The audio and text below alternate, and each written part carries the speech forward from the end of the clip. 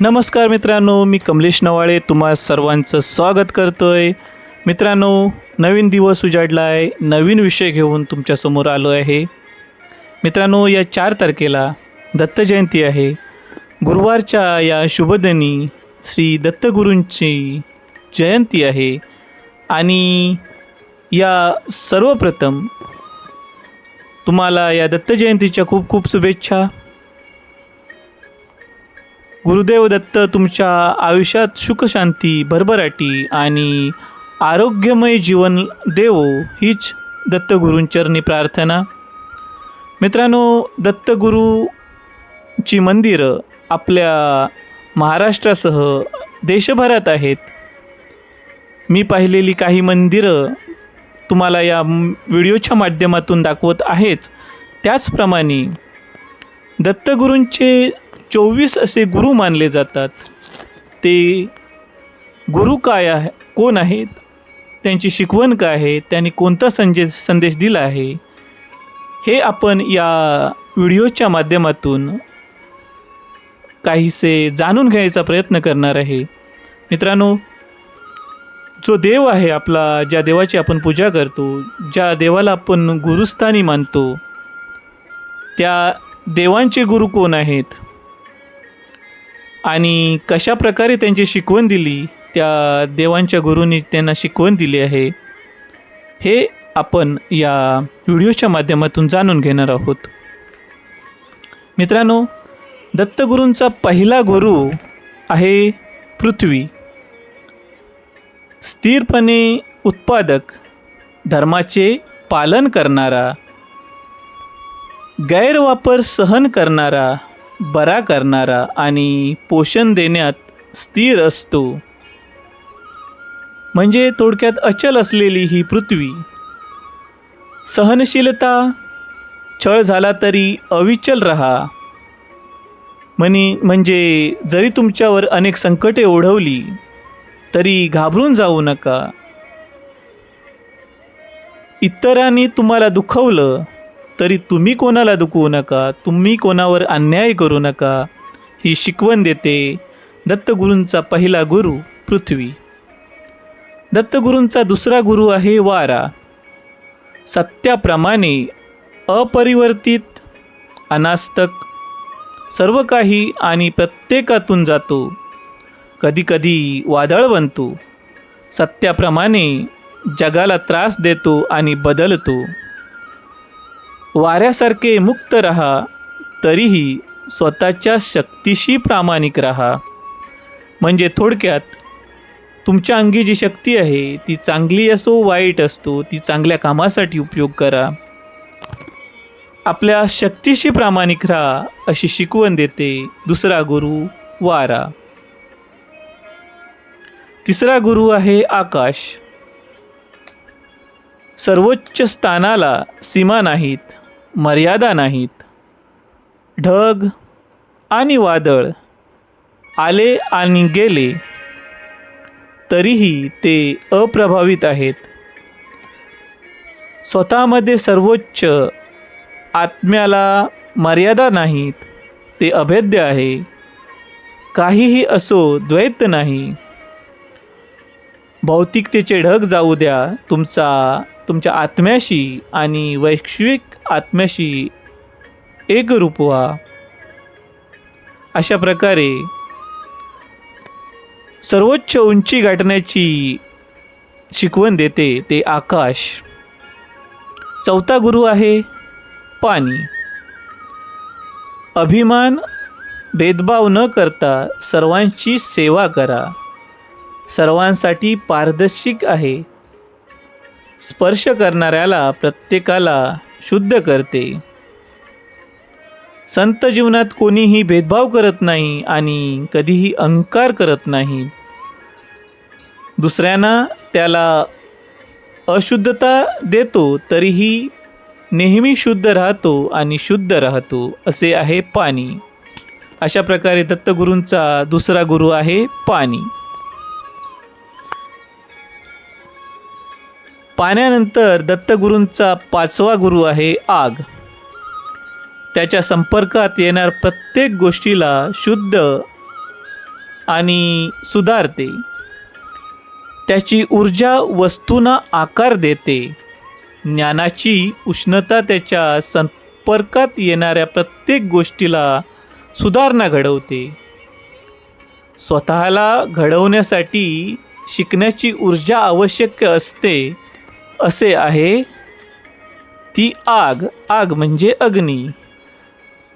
अग्नी अशी आहे की दुसऱ्याला धडा शिकून, दुसऱ्याच्या आयुष्यात जाऊन, दुसऱ्यावरती प्रक्रिया करून स्वतःबरोबर दुसऱ्यालाही शुद्ध घडवते. 6वा गुरु आहे चंद्र. वाढतो आणि कमी होतो, पण त्याची एकता बदलत नाही. जन्म, मृत्यू, पुनर्जन्म आणि अस्तित्वाचे चक्र, आत्म्याचे एकात्मता बदलत नाही. चंद्राप्रमाणे ते एक सतत शाश्वत वास्तव आहे. नेहमी शांत रहा. आपल्या परिस्थितीनुसार बदलत रहा अशी शिकवण देतो तो चंद्र. 7वा गुरु आहे रवी. प्रकाशाचा स्रोत आहे आणि कर्तव्याची भावना म्हणून सर्व प्राण्यांना त्याची देणगी देतो. पावसाच्या डबक्यात ते परावर्तित होते आणि प्रत्येक डबक्यात वेगळे दिसते. तरी तो एक सूर्य असतो. हा सूर्य सकल सृष्टीला, सकल प्राणीमात्राला प्रकाश देतो, ऊर्जा देतो. तरीही अचल असतो तो सूर्य आणि अशी शिकवण देते तो रवी म्हणजेच सूर्य. 8वा गुरु आहे कबूतर. त्यांना हिंसक शिकारीच्या हातून नुकसान सहन करावे लागते. या जगातील कोणाशीही किंवा भौतिक गोष्टीबद्दल वेडसर आसक्तीविरुद्ध इशारा देतात. म्हणजेच कबूतर एक क्षणभंगूर असते. त्यांना अनेक शिकाऱ्यांपासून त्यांना धोका असतो, शिकाऱ्यांपासून धोका असतो. तरीही आपलं जीवन सुंदररित्या व्यतीत करत असतात आणि अशा प्रकारे सुंदर जीवनाचं गमक सांगतं ते कबूतर. पायथॉन. 9वा गुरु आहे पायथॉन. जे मिळेल ते खातो, जे खातो त्याचा जास्तीत जास्त वापर करतो. तुमच्याकडे जे आहे त्यात समाधानी राहा.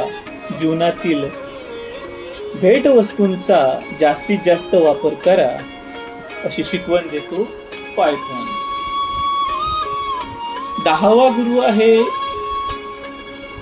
बंबलबी.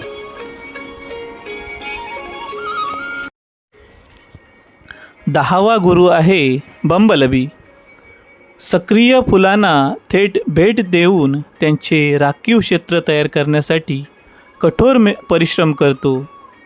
परंतु निवडक असते आणि विवेकबुद्धीचा वापर करते. फुलाशी सुसंगत असते. कधीही मारत नाही किंवा जास्त वापरत नाही. 11वा गुरु आहे मधमाशा पाळणारा. भौतिक सुखाची आस धरून किंवा संपत्ती जमा करू नका. शरीर किंवा भौतिक संपत्ती कधीही टिकत नाही असा मधमाशी पाळणारा शिकवण देत असतो. 12वा गुरु आहे हॉक. अन्नाचा मोठा तुटवडा उचलतो.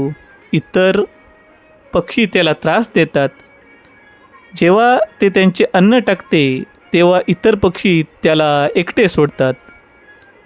तुम्हाला जे हवे आहे ते घ्या, जास्त नाही. म्हणजे थोडक्यात हॉक पक्षी सांगतो की तुम्हाला लागेल तेवढेच घ्या. धनसंपत्ती जेवढी लागेल तेवढीच घ्या. आपल्या हाताच्या मुठीत, हाताच्या ओंजळीत जेवढे मावेल तेवढेच घ्या अशी शिकवण देत असतो. 13वा गुरु आहे महासागर. पृष्ठभागावर स्पष्ट पण आतून खोल आणि अबाधित.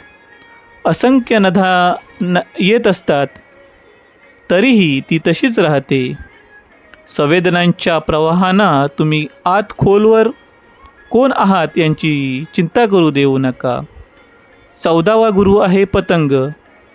त्यांच्या इंद्रियांना फसवले जाते. तो गैरसमजात आगीकडे धावतो, त्यामुळे मारला जातो. तुमच्या इंद्रियांवर प्रश्न विचारा, इतर तुम्हाला काय सांगतील तुम्ही त्याचा विचार करू नका. इंद्रिय फसवू शकतात हे जाणून घ्या, कारण शोधा. 15वा गुरु आहे हत्ती. त्याच्या वासनेने फसवले जाते. संभाव्य जोडीदाराच्या वासाच्या मागे धावते आणि माहुत्यांनी बनवलेल्या खड्ड्यात पडते आणि नंतर बेड्या घालून वापरते. 16वा गुरु आहे हरिण. त्याच्या भीतीने ढोल वाजवणाऱ्या आणि वाट पाहणाऱ्या जाळ्यात अडकवले जाते आणि शिकाऱ्याकडून त्याची फसवणूक होते, तरीही तटस्थ राहतो. 17वा गुरु आहे मासे. आमिषाने फसवले जाते आणि त्यामुळे त्याला मृत्यूकडे ओढले जाते.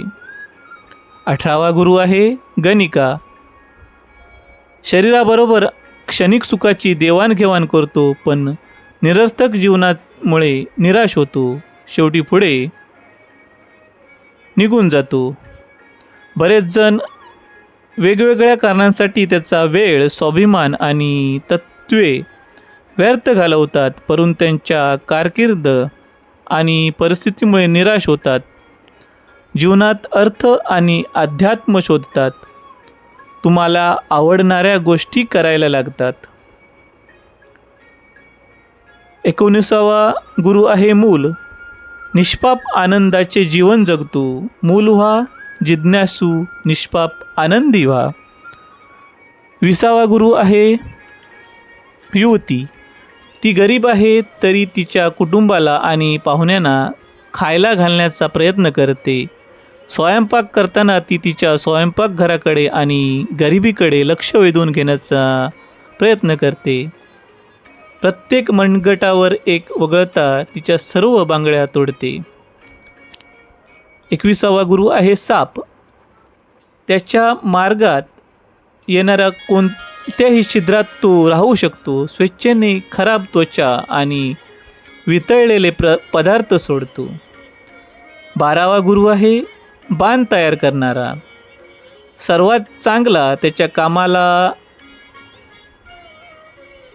त्याच्या कामात इतका हरवून गेलेला होता की त्याच्या वाटेने जाणाऱ्या राजाच्या मिरवणुकीकडे त्याचं लक्ष नाही. तुम्हाला जे करायला आवडते त्यावर लक्ष केंद्रित करा. ती गोष्ट एकाग्रतेने करा, आत्मसात करा. आत्मसाक्षात्काराचा मार्ग आहे. 23वा गुरु आहे कोळी. कोळी म्हणजे जाळं बांधणारा कोरी. एक सुंदर जाळे बांधतो, ते नष्ट करतो आणि सोडून देतो. नंतर पुन्हा तेच करतो. स्वतःच्या जाळ्यात अडकू नकोस.